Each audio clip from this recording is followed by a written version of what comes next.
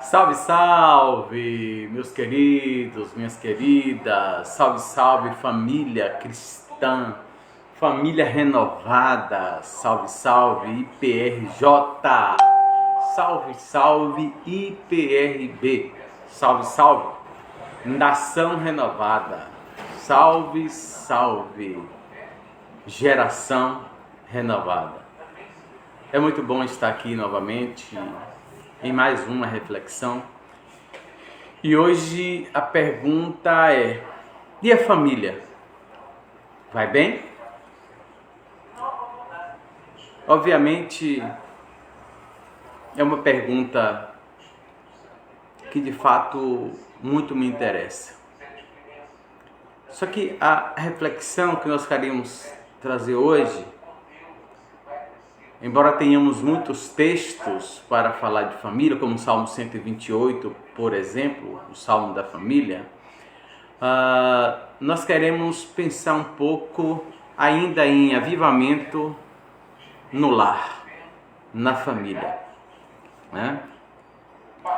E o texto que eu quero usar é o texto, aliás, que nós pregamos ontem à noite sobre avivamento.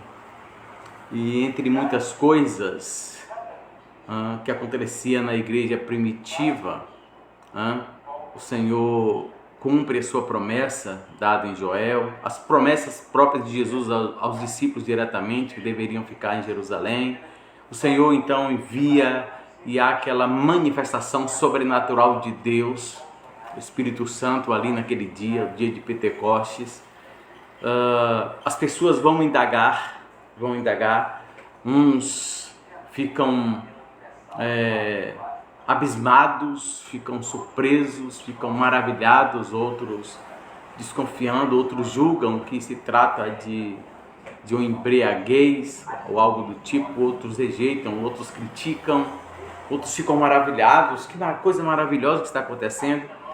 E então Pedro levanta, vai pregar a palavra do Senhor, e vai pregar o Cristo crucificado, e Pedro encerra a sua mensagem fazendo a seguinte colocação: e esse Jesus que vocês rejeitaram, Deus e mataram, Deus o fez, ou fez dele Senhor e Cristo. E essa primeira parte daquele capítulo, Lucas encerra da seguinte forma: e creram na palavra de Pedro, creram na pregação de Pedro, e naquele dia foram batizados mais de 3.000 almas. E aí, a partir do verso 42, Lucas vai registrar o seguinte: que os que creram estavam unidos, né?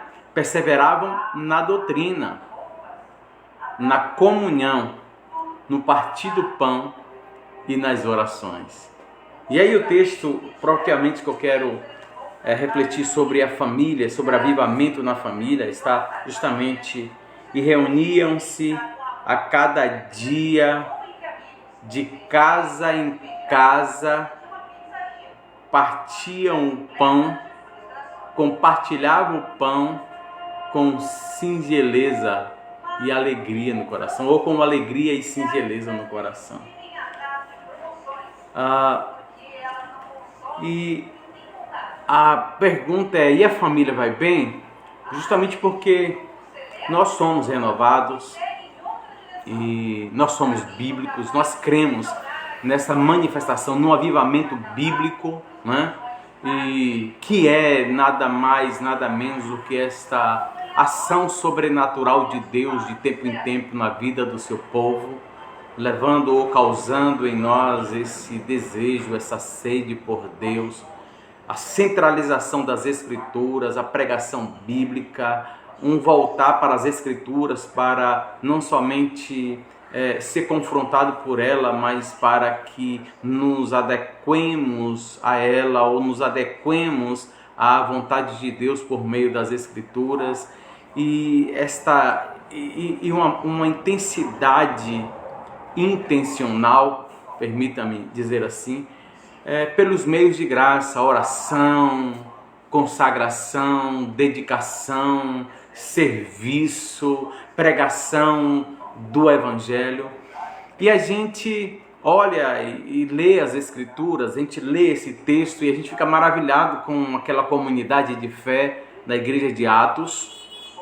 E a gente pergunta, ou a gente deseja, como eu queria fazer parte dessa comunidade. Ou, no mínimo, a gente fala assim, eu queria que a minha igreja, que a minha comunidade, a comunidade que eu faço parte fosse assim, esse dinamismo, essa ação sobrenatural de Deus. E diz ali que eles oravam, eles congregavam, eles se reuniam com amor, eles comungavam de um mesmo propósito, de um mesmo objetivo, adoravam a Deus sobre todas as coisas e viviam uma comunhão gloriosa, majestosa com Deus, com os apóstolos e uns com os outros.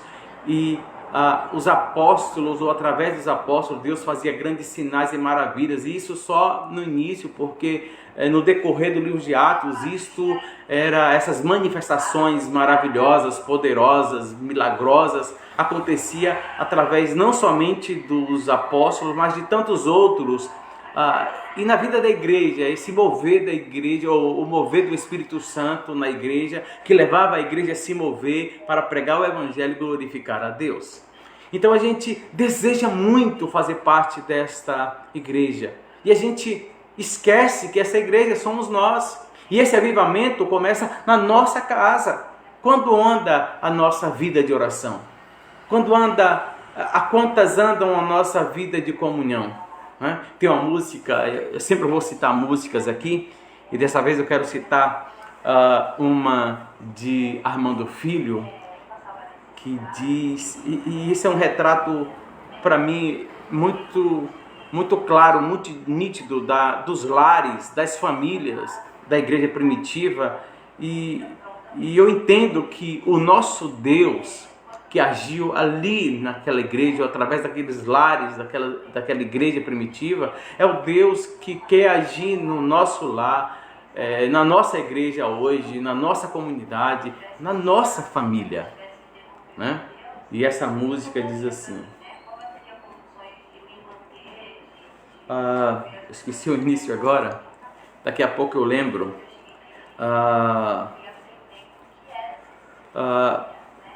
que vai falar dessa consagração de vida, de adoração, de dedicação, de disposição. E a gente quer que a nossa igreja, que a nossa comunidade, quando eu falo igreja, eu estou falando de nós mesmos, mas geralmente a gente pensa que a igreja são os outros, é a liderança da igreja. Mas a igreja é composta por cada um de nós. E nós somos parte da igreja de Cristo. Nós somos parte da igreja de Cristo. E eu gostaria de dizer para você, de chamar a sua atenção, para que você possa adorar a Deus como sacerdote, como sacerdotisa da sua casa, como pai, como filho, como esposa, como esposo. E que